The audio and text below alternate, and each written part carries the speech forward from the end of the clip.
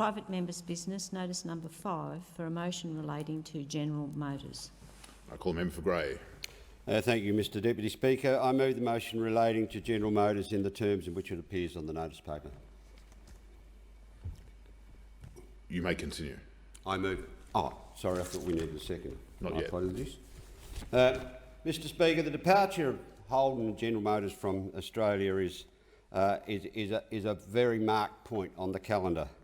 I acknowledge that times change, businesses adapt and come and go, and they have a right to do so. They have a right to make decisions on their owners' behalves. But in doing so, they need to act in a fair way, and sadly, General Motors are not. In 2017, when Holden closed their engine plant, they assured the dealerships Australia-wide that they were here for the long haul. Plenty of models to rebrand, great value in the Holden name. Have faith. Dealers took that at face value, and they were right at the start of a new 5-year franchise agreement. Then General Motors changed its mind, and in February announced totally withdrawing from right-hand drive vehicles worldwide. This left our dealers in Australia high and dry. Fancy showrooms demanded by Holden, signage demanded by Holden, workshops with high technology equipment in them demanded by Holden, all to service Holden cars and vehicles, but no Holdens to sell for these dealerships. I have 6 dealerships in Grey, and all are affected, and I've spoken to a number of others as well, including those who are single franchise dealers. They have an enormous cloud over their future, particularly the single franchise dealers, through no fault of their own. They are victims of a decision made in Detroit. Now, Holden are offering they were offering $1,500 a car on predicted sales over the next 2.5 years to the end of the 5-year franchising agreement, based on the sales of the previous 12 months. This is manifestly inadequate. The industry engaged KPMG to evaluate a figure, and they recommend $6,500 a vehicle. I ceded ground at the beginning to GM, saying they need to make decisions based on what is best for the company, but in Australia we believe in a fair go, and their proposal does not represent that. Dealers have a lifetime of investment based on the belief that this brand was here for the long haul, and it is based on exactly what the company told them, guaranteed them even. Many on my patch have made significant investments, millions of dollars, in upgrading their showrooms in the last 10 years, and should be properly compensated for the loss in value. Flash showrooms are one thing, but of little value if you have nothing to put in them. Rosewarns in Kadina, just to name one, on my patch. They inform me they've been Holden dealers since 1948. They are the longest standing family-owned and operated Holden dealership in Australia, spanning 5 generations. No special treatment for Rosewarns, not even a gold watch, not much for loyalty.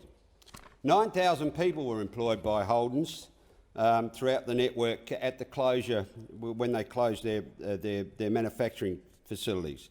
And they committed at that time to retaining 1,000 direct staff plus 6,000 across the network just 3 years ago. Things have changed, I'll grant you that. But they should be assisting their dealers to deal with that change, to deal with the redundancy payments that they will ultimately be facing. As recently as January, Holden said that they were assuring their dealers that they were here for the long haul. And not only that, they were telling the public that they were here for the long haul, and they had a range of new and exciting vehicles to bring here that they would rebadge under the Holden name. All of that is not happening. Other issues remain. General Motors want the dealerships to continue servicing their cars for the next 10 years, but they're paying hardball here as well. There is dispute over warranty work, which in the past the company has come to the party because they wanted these dealerships to keep selling Holden cars, but we know they are likely to take a tougher line on those things now. There are other issues. They're actually saying to the dealerships, well, maybe you won't get the service agreements for the long term. Certainly nothing for loyalty there. General Motors, Holden have soaked up hundreds of millions of dollars of taxpayer funds over the years through subsidies while they were manufacturing in Australia. The company has a market capitalisation of more than US $40 billion. This company is worth more than US $40 billion and they are penny pinching on their exit from Australia. Maybe they will never return to the Australian market, but my experience tells me even when you plan not to come back, you should not slam the door on the way out. Treating dealerships in this way is simply not Australian. Time has expired. Is the motion seconded? Motion. And do you reserve your right to speak? I do. Thank you. I call the member for Perth. Thank you, Deputy Speaker, and I'll start by thanking the member for Grey for moving this motion, but note that this is a motion that comes at the end of a very sad demise of Holden in Australia. Like millions of Australians, I learnt to drive in a Holden. My family weren't car-obsessed people, but the Commodore station wagon that I learnt to drive in, got my P's in, did the job. I managed to scratch that car on a number of occasions, and I'll apologise to my mum and dad once again for the damage I did to their car while driving. But I did eventually learn those lessons, just as we in this place should learn the lessons of what has happened with Holden, what has happened with our manufacturing industry here in Australia as we recover from the current crisis which we face. As World War II escalated, Australia's supply chain came to a halt. Prime Minister Chifley knew in the recovery that an Australian manufactured car was a necessity, not just for economic recovery and sustainability, but for our national confidence. Ben Chifley launched the production of the Australian-made FX48-215 in 1948. Didn't have quite the same branding genius behind JobKeeper or Home Builder, but nonetheless, it did the job. Holden Australia made 120,402 of these cars in just 6 years, a huge contribution to our post-war economic recovery, equally to our national manufacturing capability over coming decades. And while we now think of Holden in more recent years as something that was manufactured in Victoria and South Australia, the truth is that for many decades these cars were assembled across Australia. Indeed, in 1926, the Holden Assembly Factory was opened in Mosman Park, in the then electorate of Fremantle. Much of the history of this Australian manufacturing site is captured by the Holden Retirees Club. I want to thank them for preserving this part of our national history. During World War II, it was reallocated from building Australian cars to building planes and boats for the war effort. And in its last 3 years of operation in the 1970s, it was awarded as the best of the Holden assembly plants anywhere in Australia. The Canberra Times reported the closure as, quote, no surprise. However, it did say that it had come suddenly and at the worst possible time for Western Australia, which then had the highest unemployment in the country. The site shut in 1972 and is now the home of Iona Primary School in the electorate of Curtin. This year, for the first time in decades, many members have not come to Parliament in an Australian-made car. For every year that John Howard was Prime Minister, he travelled in a Holden Commodore. It was Prime Minister John Howard in 2006 when he launched the expanded Holden facility in Elizabeth, who said, quote, "We shouldn't lose sight of how important it is for us to maintain a manufacturing capability, and the successive policies of my government have been dedicated to that end." I continue to quote Prime Minister Howard. This is no more so, of course, than we find in the motor manufacturing industry, end quote. Just 7 years later, that lesson had been well and truly lost when on 9 December 2013, Treasurer Joe Hockey dared Holden to leave Australia. Sadly, that has come true. After 160 years, a company that existed before Federation ended on this government's watch. As the member's motion notes, some 9,000 jobs lost through dealerships, 800 more jobs lost in the shutting of the Holden operation, and 950 jobs lost when the plant did close at Elizabeth in 2017. Sadly, there are some ideological similarities in the demise of Holden and the snapback approach that we see in childcare this week. Ripping away support from our car industry then, ripping away JobKeeper from childcare professionals now, skilled workers, essential to our economy, long-term careers, sectors that have flow-on benefits to our economy. It is unbelievable that we continue to make similar mistakes in different sectors and different industries time and time again. And then we had the Prime Minister yesterday say to his party room that he would, quote, have to go out of his comfort zone to support manufacturing. I don't know what it is that is so uncomfortable about supporting Australian manufacturing that it would lead the Prime Minister of the day to say it is, quote, out of our comfort zone. It says it all. I'll finish by just saying that while the West Perth City Motors Holden site in my electorate no longer sells Holden vehicles, it is now the home to Dismantle, a fabulous community social enterprise that helps young people fix bikes and continue their education. Thank you, Deputy Speaker. Order. And the question is that the motion be agreed to, and I call the member for Moncrieff. Thank you, Mr Deputy Speaker. I rise to speak about the General Motors Holden decision to walk away from Australia and from Australians. I do, along with the member for Grey, acknowledge that business is business. However, it is disappointing and an unexpected decision that has enormous ramifications for 200 dealers, potentially 9,000 employees and 1.6 million vehicle owners across Australia. It's not acceptable that this decision was made without government consultation when it affects so many jobs. Holden has a special place in Australian history, with its own culture and its own loyal brand followers. Holden has a special place in my own heart. You see, my own family were closely linked to the Holden brand for 3 generations since the beginning of its history. From the mid-40s, my grandfather Bill worked in the South Australian Woodville plant for 25 years on the line. My father Roger and many of his best mates also received their gold watches for 25 years of service at the Elizabeth plant. He worked first as a trimmer and later as a foreman. It was because he was an employee of Holden that he was able to access affordable South Australian trust housing for his family of 6, from which we benefited greatly, including my 2 brothers who also worked at GMH for a time. Holden represented the opportunity for those who wanted to work, and it represented an iconic brand to millions of Australian households.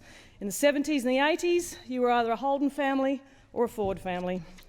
The day the factory closed in October 2017, plunging hundreds of workers into unemployment, was a very sad day for the people of my hometown, and it saw the end of car manufacturing in this country. It was a disaster for the local economy and the end of an era for the workers of Elizabeth and their families. Like 199 other dealerships across the country, Von Bibra Motors in Southport have been severely impacted by this decision. Max Johnson, who's the general manager, said, "It's bad when a franchise just pulls out from underneath you." 5 jobs were lost immediately, and over the long term, 20 jobs will be lost. My heart goes out to those families in my electorate who've been impacted by this decision with no notice. At the peak of Holden Southport, Von Bibra was selling 100 cars a month. Now, more than 30% of their turnover has vanished. Von Bibra invested $3.5 million in November 2018 to renovate a new showroom for Holden, and they are now left with a shiny new showroom that houses second-hand vehicles. Wade Von Bibra said the decision to build was made based on the advice from Holden, who gave assurance for the long term, and it was very disappointing to be completely blindsided. On behalf of Wade and the injustice to those who worked for the brand with loyalty and dedication for decades, I call on General Motors to ensure that their final act in Australia is to adequately compensate Holden dealers. Those around the country, like Wade, and those with single brand franchises who have had to close their doors, who have invested significant capital in showroom facilities, service and repair equipment, stock and parts, need assistance for redundancy payments, Mr Deputy Speaker. It's concerning that negotiations between dealers and the franchisor have been difficult, and I want to reiterate the government's expectation that they work to achieve a fair outcome for those caught out. It's time for GMH to do the right thing by these dealers who've carried their brand, and to recognise that there are 1.6 million Holden automobiles currently on Australia's roads. Holden customers deserve to have confidence there'll be ongoing support from General Motors in servicing and spare parts for their future. Wade Von Bibra tells me that negotiations are back on the table for dealers, and I call on Holden to do the right thing by Australians. The Morrison government has made regulatory reforms to automotive franchising arrangements to make the system fairer for consumers, dealers and manufacturers. The amendments to the Franchising Code of Conduct commence on 1 June 2020, and the reforms are in 3 areas: end-of-term obligations, capital expenditure and dispute resolution. These reforms have been fast-tracked to respond to pressures such as COVID-19, declining car sales and the restructure of major brands. The government wants to help automotive franchises continue operating and create jobs. The Morrison government's Manufacturing Modernisation Fund is now supporting around 200 projects around Australia, worth about $215 million, including 2 businesses in Moncrieff. Patterson Glass in Nerang and Chemistry House in Mollendina can now invest in new equipment and technologies to transform and upgrade their manufacturing operations. As we face the coronavirus pandemic and look to come out the other side stronger, this investment in manufacturing is critical. I commend the Morrison government's determination to further strengthen Australian manufacturing, and the current pandemic gives us the opportunity as a nation to reassess and commit to the value of Australian-made goods. Thank you. The question is that the motion be agreed to, and before I call the member for Burt, I would remind him and other honourable members that it is disorderly to hover around the lectern in a standing position immediately too distant from your call. So people might want to bear that in mind because it places undue pressure on the Speaker that does have the call. I call the member for Burt. Thank you, Mr Deputy Speaker. Local car dealers and their employees have borne the brunt of the General Motors decision to kill off the Holden brand in Australia. Many of these dealers are small businesses who had to invest significant capital in order to buy into the renowned and iconic Holden brand. These car dealers, of which there are about 200 across the country, are typically required to purchase millions of dollars of vehicle inventory, special tools, equipment parts, not to mention the massive outlay to invest in to spec showrooms in order to show off their vehicles. Usually they've invested in long-term leases and are almost always required to maintain these to the car brand specifications, which can change from year to year.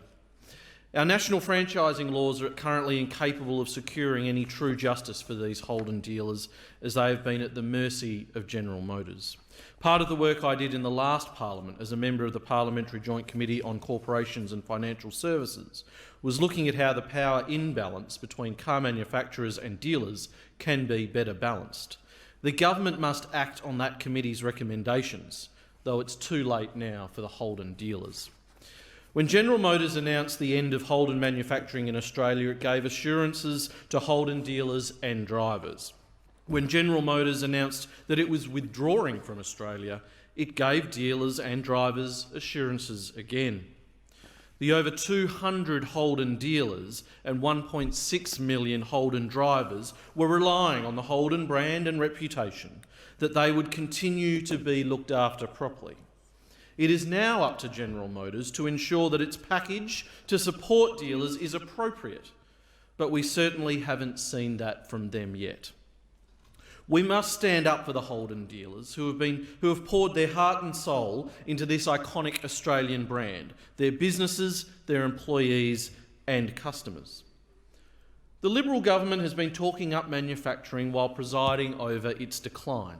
After all, they are the ones that goaded Ford and Holden to leave our shores. While Australians want more domestic manufacturing and self-reliance, the Morrison government is found wanting.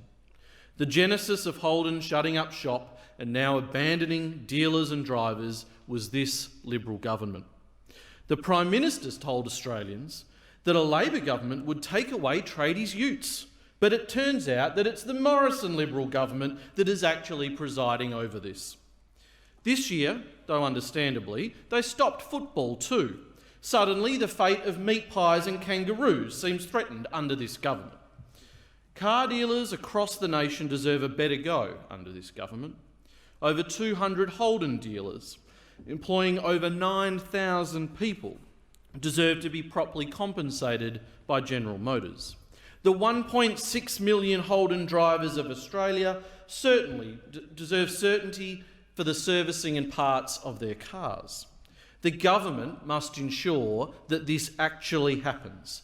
They started this and they are responsible for the consequences. Order. And the question is that the motion be agreed to, and I call the member for Makin.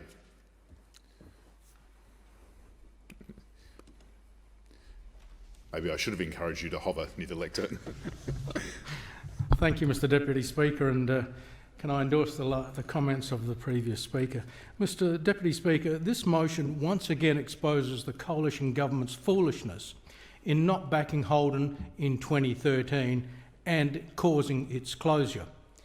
A decision made by Holden's parent company GM Motors after former Treasurer Joe Hockey insulted GM by first cutting $500 million from the Automotive Transformation Fund and then saying to Holden in this place on the 10th of December in 2013, and I quote, "If I was running a business in Australia and I was committed to that business, I wouldn't be saying that I hadn't made any decision about its future. Either you're with us or you're not," end of quote. The next day, Holden announced it would close in 2017, and with it came the closure of Toyota, who had made it clear that if Holden closed, Toyota would also close. Toyota knew that the component manufacturers in Australia could not survive by supplying to one car maker alone. Mr Deputy Speaker, it was a decision that ended 100 years of car making in Australia, the loss of tens of thousands of jobs and apprenticeships, the loss of hundreds of thousands of dollars in research and development, the loss of billions of dollars to Australia's GDP every year, and ultimately the closure of hundreds of small and medium-sized businesses, including many of the Holden dealers that this motion refers to. It was inevitable that Holden dealerships would collapse once Holden cars were no longer made in Australia and the Holden badge disappeared. Some Holden dealerships have already closed down, while others have taken on new brands in order to survive, and I can understand exactly why they would have to do that. Whatever the case with respect to each and every one of those dealerships, there have been further job losses, and this is a continuation of the fallout of the closure of Holdens here in Australia, as this motion alludes to. Mr Deputy Speaker, South Australia was particularly hard hit by the Holden closure. From the day the closure was announced, business confidence in South Australia collapsed and it has never fully recovered. Business confidence in South Australia has stagnated, all because of decisions made in this place by this coalition government that have taken away the confidence that once was in South Australia because there was a strong manufacturing base that was underpinned by Holden's at Elizabeth. Holden was an iconic South Australian company. It was a symbol of strength, a symbol of pride and a symbol of confidence in South Australia. The Holden factory was a landmark building at the gateway to the industrial north of Adelaide, once a bustling industrial precinct but now only a shadow of its former self. A precinct that had actually been established by a Liberal state premier in Tom Playford. Mr Deputy Speaker, around 24,000 jobs in total were lost in South Australia when Holden's closed, and the state economy took an estimated $3.7 billion hit. That hit is still affecting communities out there today because whilst there was some effort to redeploy many of the people who lost their jobs, the reality is that many of them are still unemployed or underemployed. Yet today, in response to the COVID-19 pandemic, the talk has once again across Australia come to how we can rebuild our manufacturing industries in this country. After having allowed them to wither, we've realised the significance and importance that they played in our national security and our national sovereignty. Mr Deputy Speaker, that is something I strongly support, and I would like to see the real rebuilding of manufacturing across Australia. But this motion deals with the dealers, and I too understand how the dealers have been hit particularly hard. I have also spoken to dealers in my region who have had to either close down entirely or transition into other brands in order to survive. They too had invested considerable dollars in their businesses, and they too have been competing now for years against brands from all across the other countries. But their situation is a result of the consequences of this government's action, because when the coalition government turned its back on Holden, it turned its back on the Holden dealerships and their staff. Order. The honourable member's time has expired. There being no further speakers, the debate is adjourned and the resumption of the debate will be made in order of day for the next day of sitting.